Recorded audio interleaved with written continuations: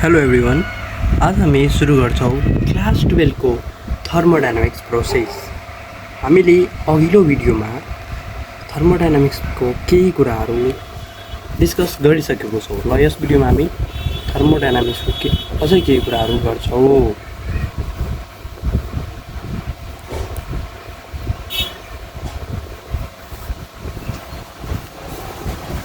यो specially class 12 को लागि हो र यो भन्ने फिजिक्स भन्ने च्याप्टरबाट छ। फिजिक्सबाट राखिएको छ है, फिजिक्सको च्याप्टरमा राखिएको छ।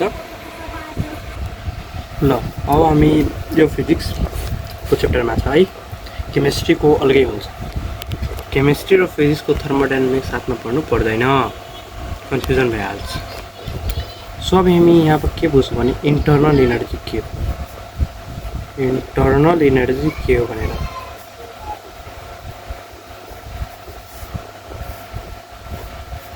अब यो बुझ्नुभन्दा पहिला के गर्नुपर्छ, यो यसको मतलब बुझ्नु पर्यो के यो हो के, यसको अर्थ के छ। जस्तै मानौ कि एउटामा ग्यासियस मोलिक्युल्स हैन, एउटा ग्यासियस मोलिक्युल्स छ है, एउटा ग्यासियस मोलिक्युल्स छ र त्यो ग्यासियस मोलिक्युलको टोटल काइनेटिक एनर्जीको सम, टोटल काइनेटिक एनर्जीको जुन सम हुन्छ नि, समलाई नै हामी के भन्छौँ भने इन्टर्नल एनर्जी भन्छौँ है। यो चाहिँ पर्फेक्ट ग्यासेसको हुन्छ है। पर्फेक्ट ग्यासलाई बुझेर गर्छौँ। पर्फेक्ट ग्यासको टोटल काइनेटिक एनर्जीको समलाई हामी के भन्छौँ, इन्टर्नल एनर्जी। र यो ग्यासेस मोलिक्युल्समा काइनेटिक एनर्जी हुन्छ कसरी भनेर यहाँ लेख्छौँ भने due to thermal agitation, due to thermal agitation. अब यो थर्मल एजिटेसन के हो भनेर बुझ्दाखेरि यो थर्मल एजिटेसन मतलब सिम्पल छ, हिटबाट के हुनु भने भाइब्रेसन हुनु, हिटबाट भाइब्रेसन हुनु केमा त ग्यासियस मोलिक्युल्समा, ग्यासियस मोलिक्युलमा है। हिटबाट के हुनु भने भाइब्रेसन हुनु ग्यासियस मोलिक्युलमा। यो चाहिँ हाम्रो के हो, इन्टर्नल एनर्जी हो। सपोज गरेँ यहाँ है धेरै ग्यासेस मोलिक्युल्सहरू छ, पर्फेक्टली ग्यास है, धेरै छ। तर यहाँ हामी बन्सन बर्नरले के गरौँ, हिट गरौँ है, हिट गरौँ र त्यसलाई हिट गर्छु भने के हुन्छ, यसो मोलिक्युल्स हुन्छ नि, जुन मोलिक्युल्स हुन्छ यो के गरिरहेको हुन्छ भने एजिटेसन यानि कि भाइब्रेसन गरिरहेको हुन्छ। त्यो हिटले गर्दा कुनै भाइब्रेसन या एजिटेसन हुन्छ र त्यो एजिटेसनले गर्दा यसमा काइनेटिक एनर्जी हुन्छ। यो काइनेटिक एनर्जीले मोसन गर्छ र यो टोटल काइनेटिक एनर्जीको सम हम गर्छ भने त्यो हाम्रो के हुन्छ भने इन्टर्नल एनर्जी हुन्छ।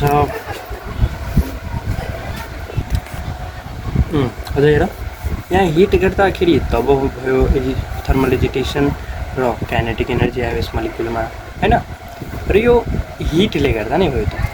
अब हामी भन्छौँ internal energy only depend upon the hit. केमा डिपेन्ड गर्छ भने हिटमा डिपेन्ड गर्छ, अदर फ्याक्टरमा यो डिपेन्ड गर्ने होइन, ओन्ली हिटमा डिपेन्ड गर्छ। क्लियर भएको ल। अब हेर यसको डिफिनेसन यहाँ हेर्छौँ। Internal energy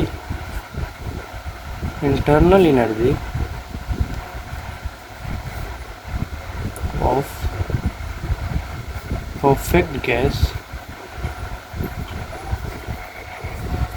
a gas is defined as the total energy of total sum of kinetic energy of gas molecule due to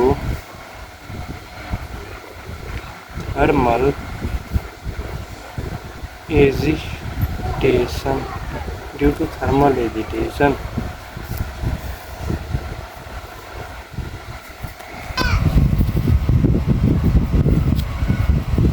Kinetic energy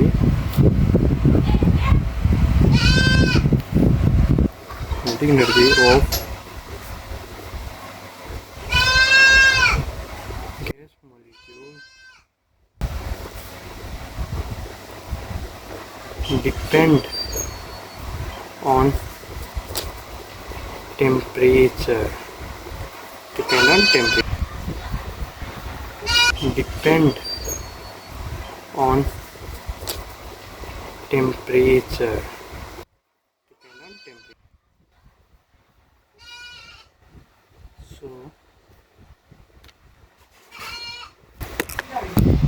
So internal energy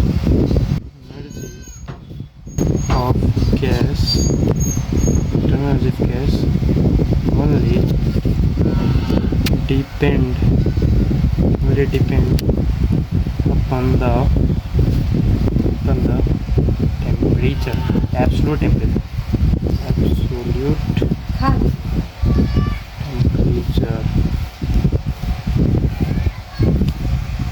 है एब्सोल्युट टेम्परेचर या यो मात्रै केमा डिपेन्ड गर्छ भने फंक्सन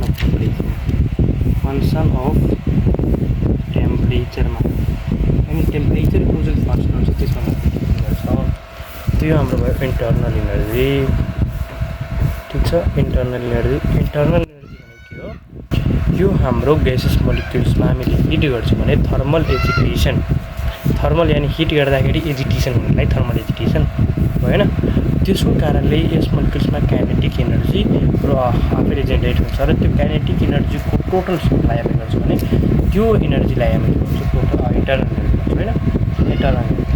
र यो इन्टरनल एनर्जी मात्रै चाहिँ डिपेन्ड हुन्छ भने हिटमा। कसरी भने यसलाई हिट गर्यो भने यसमा काइनेटिक एनर्जी जेनेरेट भयो र यो काइनेटिक एनर्जी पनि डिपेन्ड गरेको यसमा हिटमा होइन।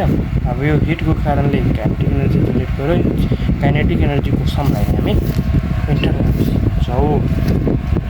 र यसमा काइनेटिक एनर्जी भयो होइन, यो काइनेटिक एनर्जी यसमा जेनेरेट भयो हिटको कारणले। हिट दियो भने काइनेटिक एनर्जी पनि जेनेरेट भयो र यो काइनेटिक एनर्जी टोटल समलाई हामी के भन्छौँ?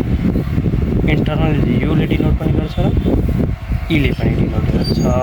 यो चाहिँ यसको डिनोट गर्ने फ्याक्टर हो। के डिनोट गर्ने फ्याक्टर हो, यसलाई डिनोट गर्नेछ। ओके, यसले डिनोट गर्छ।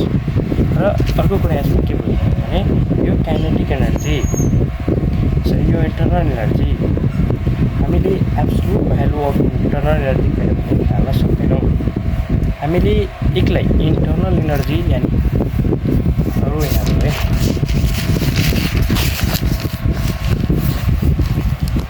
अब है जुन एब्सोल्युट भ्यालु यानि डेल्टा यु यो भनेको एब्सोल्युट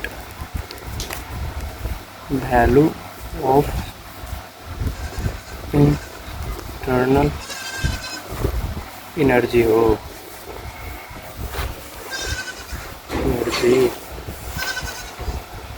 हैन, यो भयो absolute energy. Absolute value can not determine, यसलाई डिटरमाइन गर्न सकिँदैन है। एब्सोल्युट भ्यालुलाई हामीले डिटरमाइन गर्न सकिँदैन। के डिटरमाइन गर्न सक्छु भने delta you change in internal energy, change in internal energy determine गर्न सक्छौ, डिटरमाइन गर्न क्यान डिटरमाइन यहाँ लेख्यो। त्यो भयो हाम्रो टोटल क्यान इन्टरनल इनर्जीको लेक्चर होइन। इन्टरनल इनर्जी क्लियर भएको होला, पास गर्दैछु है।